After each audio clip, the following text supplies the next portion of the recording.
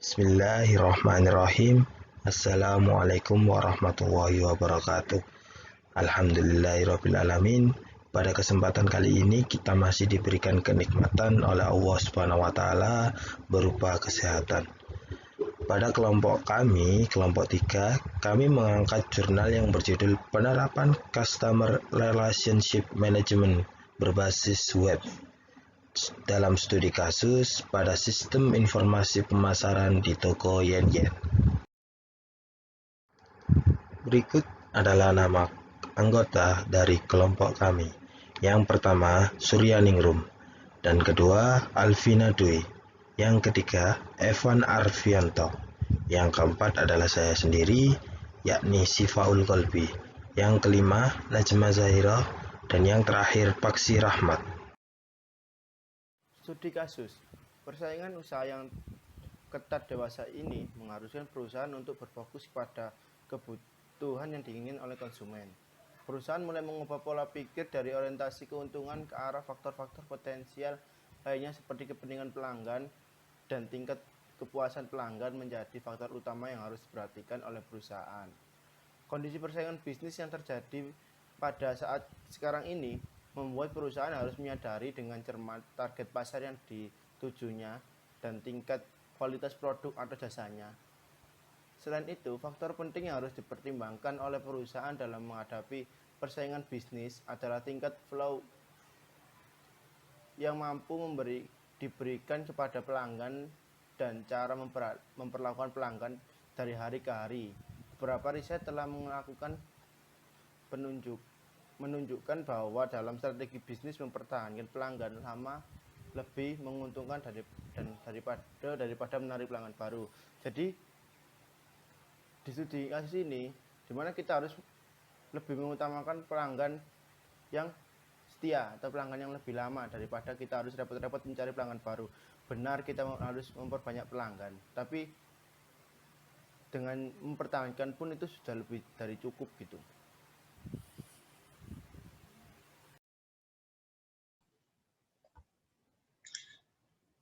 Sekarang ini, perkembangan usaha di Indonesia sudah semakin berkembang, terlebih jenis usaha kuliner.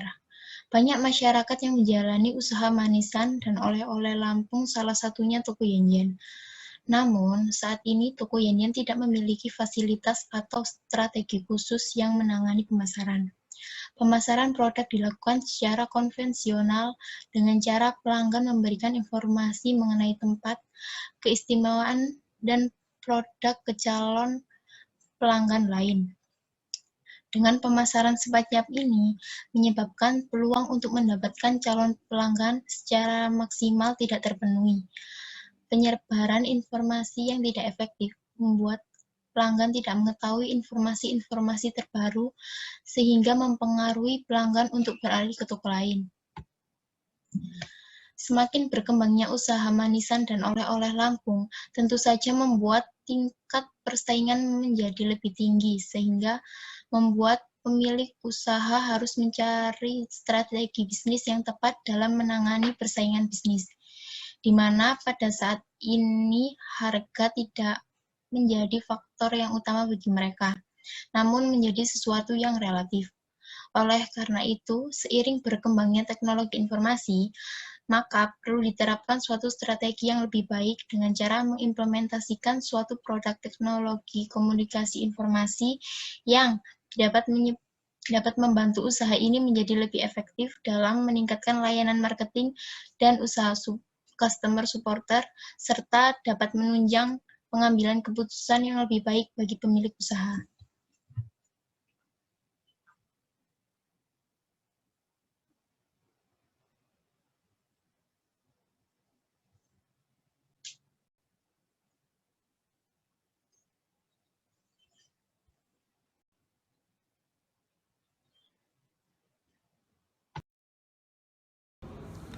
Jadi pada flowchart di slide ini, flowchart ini sangat mengacu pada tujuan dan manfaat yang ada di jurnal tersebut. Jadi tujuan yang ada di jurnal ini yang pertama, mengetahui dan menganalisis sistem informasi pemasaran usaha, dan yang kedua, membangun dan menerapkan sistem Customer Relationship Management atau CRM yang berbasis website. Kemudian untuk flowchart-nya langsung saja saya jelaskan. Jadi untuk flowchart-nya yang pertama ada 3 bagian ya. Jadi yang pertama ada pelanggan, kemudian administrator, dan juga yang terakhir ada top management. Untuk yang bagian pelanggan dimulai dari data login. Jadi nanti pelanggan akan melakukan login yang ada di website tentunya. Jadi nanti pelanggan akan memverifikasi username dan juga password. Setelah itu pelanggan baru bisa melihat katalog produk dan juga melihat promosi-promosi apa saja yang ditawarkan pada website tersebut. Kemudian langkah selanjutnya adalah kelola komentar berita dan informasi. Di sini nanti pelanggan akan menginput data komentar berita, informasi maupun promosi, dan juga nanti akan mengelola FAQ. Nanti akan menginput data kritik, saran, dan juga pertanyaan. Setelah itu akan ada kelola data pribadi pelanggan. Di sini nanti juga akan ada menginput atau mengedit dan juga menghapus data pelanggan seperti itu. Kemudian selanjutnya akan ada kelola transaksi pemesanan. Jadi transaksi apa saja yang pelanggan pesan. Kemudian baru bisa nanti setelah di-input baru bisa melihat transaksi pelanggan. Jadi pada tahap ini akan menampilkan data keseluruhan transaksi pemesanan pelanggan. Seperti itu. Kemudian yang terakhir adalah pencarian produk. Pencarian produk nanti akan menghasilkan 2 pilihan atau 2 opsi, yaitu adanya ketersediaan produk atau tidak, seperti itu. Kemudian untuk bagian administrator, nah di sini juga diawali dengan login lagi, kemudian kelola data produk. Kelola data produk di sini administrator akan menginput, mengedit dan juga menghapus data-data produk yang diperlukan. Kemudian nanti akan bisa mengelola data dan transaksi pelanggan. Di sini sebenarnya ada 2 proses. Yang pertama itu proses kelola data kategori produk, kemudian rekap transaksi pelanggan, seperti itu. Kemudian berikutnya adalah kelola komentar, data, dan informasi. Sama seperti tadi, cuma yang membedakan ini kelola komentar, data, dan informasi ini dilakukan oleh administrator. Setelah itu akan ada proses kelola data promosi email dan SMS. Jadi di sini administrator akan menginput data promosi yang dikirimkan via email dan juga SMS, seperti itu. Kemudian ada kelola data FAQ seperti tadi, kemudian kelola informasi toko yen-yen. Nah, di sini nanti akan menampilkan data-data yang diperlukan, seperti itu. Kemudian di bagian selanjutnya yaitu top management. Top management juga sama, diawali dengan login. Kemudian di sini ada beberapa tahap laporan transaksi. Di sini ada laporan transaksi pemesanan, laporan transaksi penjualan, laporan transaksi produk, laporan pelanggan terroyal, dan juga laporan FAQ, seperti itu. Nah, ini nanti top management akan diberi tampilan laporan transaksi pemesanan atau penjualan produk dan juga pelanggan terroyal, seperti itu. Nah, setelah itu selesai. Jadi tahapannya sampai itu tadi, sampai top management diberikan tampilan laporan sesuai yang dibutuhkan. Seperti itu.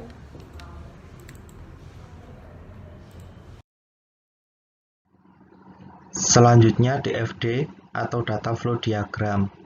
Di sini terdapat 4 entitas.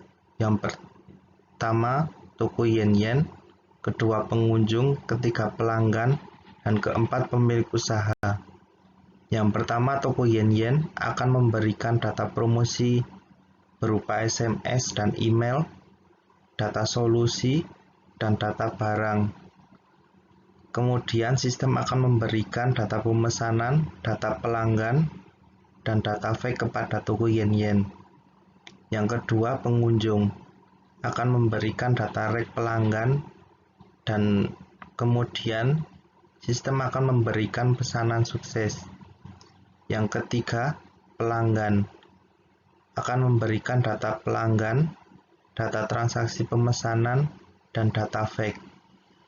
Dan kemudian sistem akan memberikan informasi promosi SMS, kartu pesan, info fake dan solusi, dan data barang.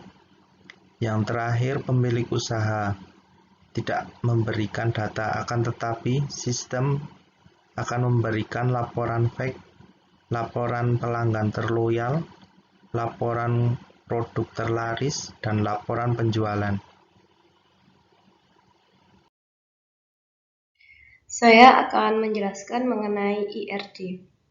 IRD sendiri kepanjangan dari Entity Relationship Diagram. Pada dasarnya, IRD dibagi menjadi dua, yaitu Basic Relation Model dan Database Relation Model. Kelompok kami di sini menampilkan diagram Basic Relation Model, di mana diagram ini menggunakan simbol-simbol dasar dengan menghubungkan antar entitas yang ada dalam satu organisasi, di mana organisasi ini adalah toko yen-yen.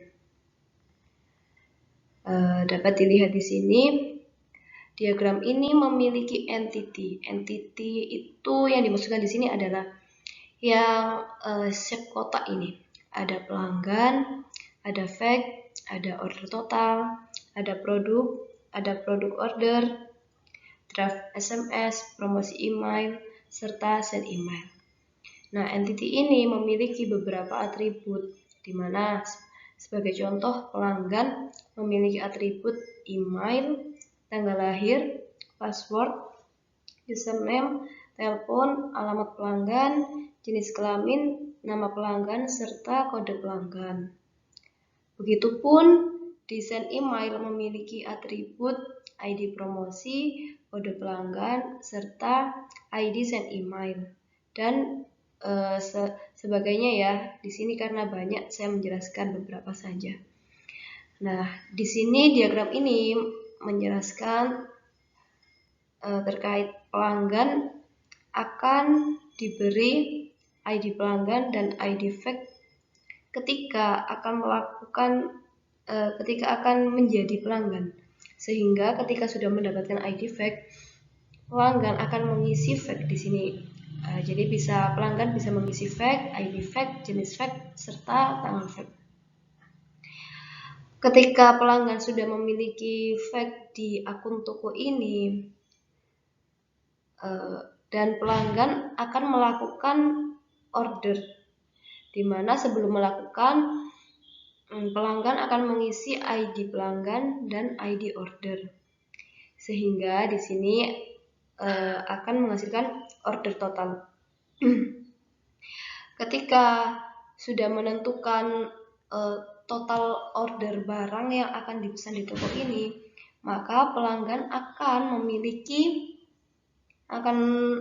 mendapatkan produk order, di mana di sini dijelaskan tertera ada quantity, nama produk, serta harga produk, sehingga memudahkan pelanggan untuk mengetahui berapa sih jumlah barang yang sudah dipesan dan berapa sih total harga yang sudah dipesan. Nah, di sini pelanggan akan mendapatkan ini produk.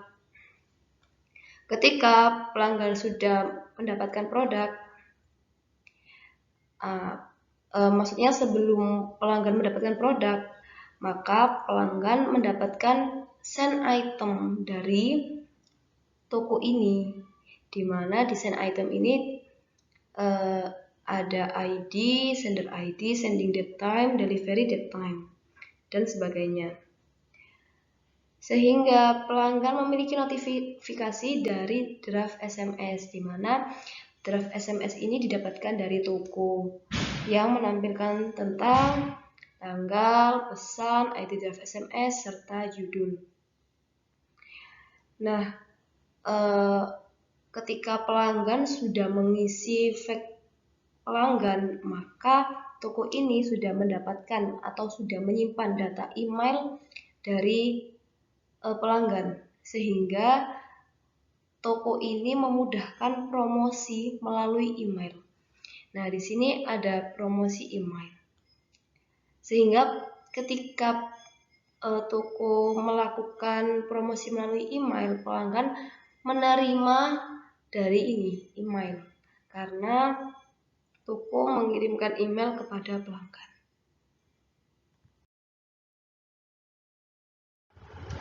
Terima kasih. Sekian dari presentasi kelompok kami. Mohon maaf apabila ada salah kata yang kurang berkenan. Billahi fi sabilil haq, fastabiqul khairat. Wassalamualaikum warahmatullahi wabarakatuh.